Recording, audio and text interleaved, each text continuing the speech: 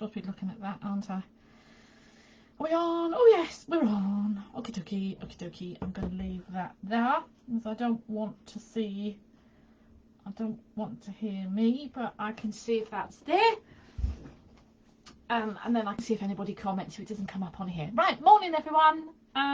Welcome to Tune In Tuesday with Ali. Excuse me, I'm going to be drinking my coffee, but I've got some water here as well. Started coming down with a cold yesterday, but a sore throat. Feel better today, but I think I'm fighting off something. I seem to be doing a lot of that at the moment. So excuse me while I wet my whistle. Ready? Okay. So what are we chatting about today in Tune In Tuesday? Well, I had an interesting chat in the Tea and Business clinic call with my academy members yesterday.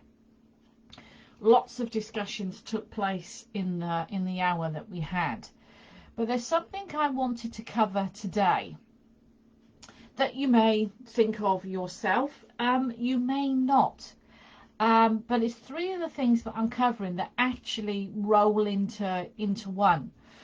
And what I want to talk today is about building relationships with your clients, educating the public, and client experiences. And this will make sense as it rolls into one. Because I was busy chatting with the members yesterday.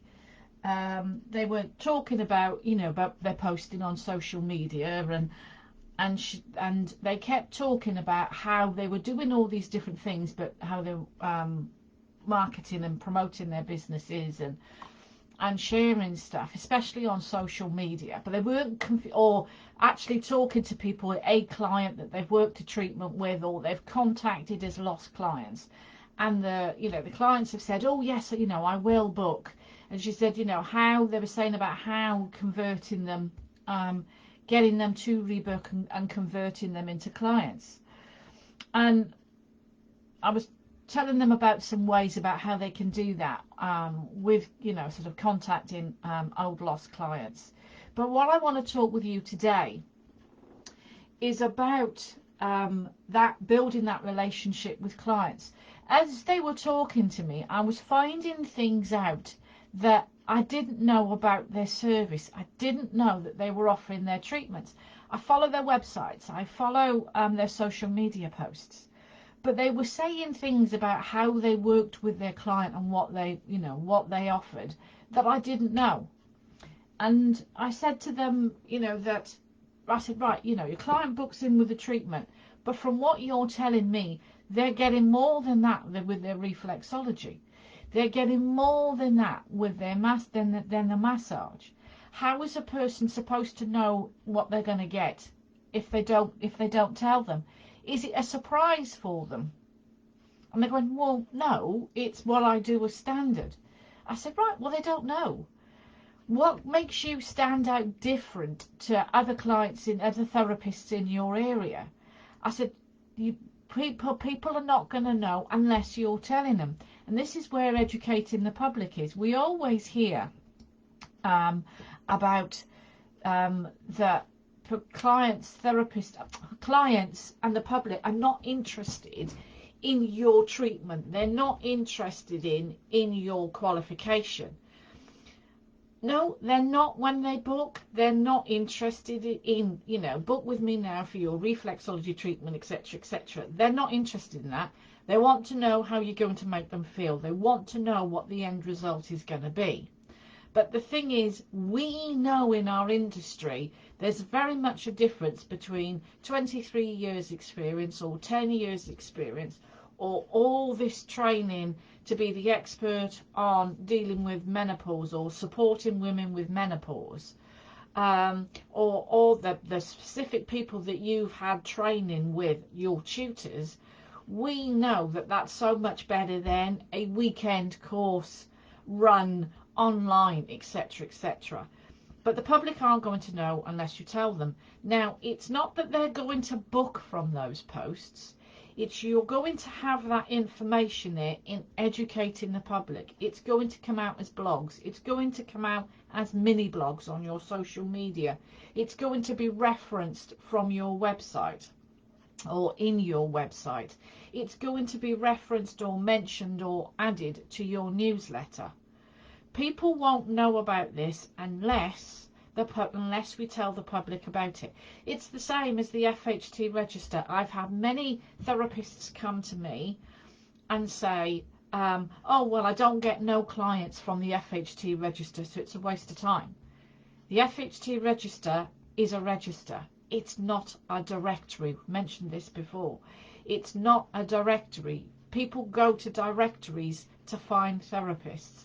The register is there to show that you meet a certain standard, that you meet a certain criteria. You are on that register. People can go there and check you out and see what you have, see your profile, see you on the FHT organisation register. But people don't know about that exists. They don't know about the FHT. They don't know what the FHT is. But they won't know unless you tell them. They won't know unless you educate them. It's the same as the kick-off that's going off at the moment with the NHS reflexology register. Now, this is brilliant, but it's another register. It's not a directory, it's a register. It's where the NHS are recommending therapists who provide reflexology. It just shows that the NHS register is there for reflexologists. Now, the association, so I think it's the Association of Reflexologists, not the AOR, are on that register. Just found out yesterday that the CTHA have now been accepting and now on the NHS register for reflexologists as well. And the FHT have made an announcement on a social media post that the board have decided that they don't get clients from it, so it's not worth it. So they're clashing with their own thing of having their own register, and now they're saying at the NHS register. So there's a bit of a ongoing battle there. But it's not going to help. It's not going to help if the public don't know that you are part of that register. If these registers exist, this is all part of educating the public. This is all part of relationship building with your clients.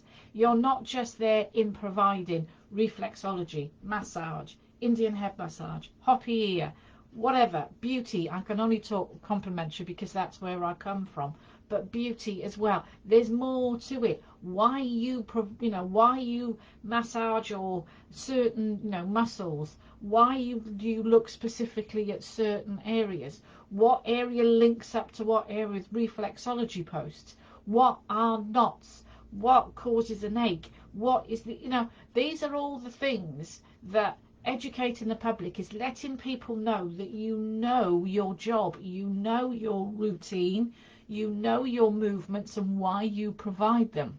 If I haven't been trained, but if you've been trained with G, they talk about this a great deal. And they're more precise within knowing their muscles and the muscle movements. The more you talk about this, the more you share about this, the public come to understand that you're not just a massage therapist, you're not just a reflexologist, you are so much more, and you are supporting their health. That becomes part of educating the public.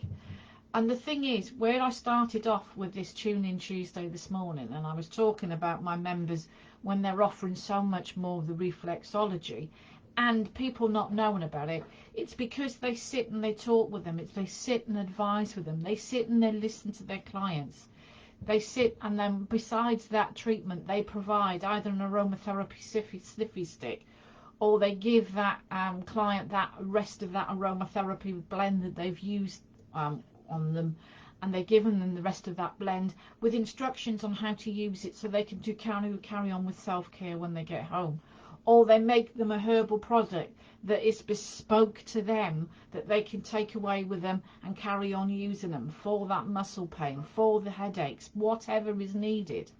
But people don't know unless they're sharing with them that that's part of that treatment. We hear about the warmed, come and book a treatment and lie on my, warm massage couch or electric blanket that's on the couch. But if you're providing much more than that, tell them. That becomes part of the client experience. We talk about the sales funnel and where people are first coming across you and you're educating them. That becomes part of the sales funnel. The newsletter becomes part of the sales funnel. When they finally book, you've got that client experience then of what happens when they book, with the confirmation, with the reminder, with the treatment, what they're getting besides the book, their appointment that they've booked. What else do they get a part of that treatment? Are they getting a glass of water? Are they given a bottle of water to take away with them? Do they get given a takeaway cup with a herbal tea, or something from your herbal tea from your garden, whatever? And then from that, their ongoing journey afterwards, their ongoing client experience afterwards, when you do the follow-up with either a treatment plan or checking in how they are. This is all part of customer experience. This is all part of educating the public. It's not just a simple posting and getting people to book. It's that whole complete package. It's that whole holistic journey that you are providing for people who like your page, where you take them on that journey to then converting them into clients and so much more, becoming fab fans and followers and clients that they then recommend you and refer you onto their friends and family, the bigger networking circle. So think about it, brainstorm it, write it down. What is it you're actually doing and providing for your people on your page when they actually book? What journey you're taking them on to find out more about you when they book? What's the experience they have with booking and following on from that when they arrive for their treatment, and then for the follow-up afterwards? Start writing this down, brainstorming it. You may realise that you're not sharing with people all the care and attention that they're going to get. You may not be sharing with them all the client experience they're going to get, but you're also not sharing with them your knowledge, your expertise. Let the public know there's more to this about being a holistic or beauty therapist than they realise about our training, about our knowledge. And then we get taken more seriously by the NHS and by the medical profession, because the more we talk about the pamper, that's how we're going to be taken and how we're going to be seen. But the more that we talk about your expertise, your knowledge, your training, the more the public understand our background and where we're coming from. So a bit of a serious one today, but it's really one to help you to think. This is one to look at and review regularly, what it is you're doing with your social media posts, what it is you're doing with your blogs, with your newsletters, and with your information on the website. Because having all that there should be easy then to create content. So that's let me know what you do. Let me know what you think. Let's have this discussion in here about that, about your client experiences. Is it something that you realise that you're not doing? That you do more than, you provide more than you're actually letting people know about? I'd be interested to find out. But that's it. Tune in Tuesday with Ali. I'll catch up with you again next week. Take care.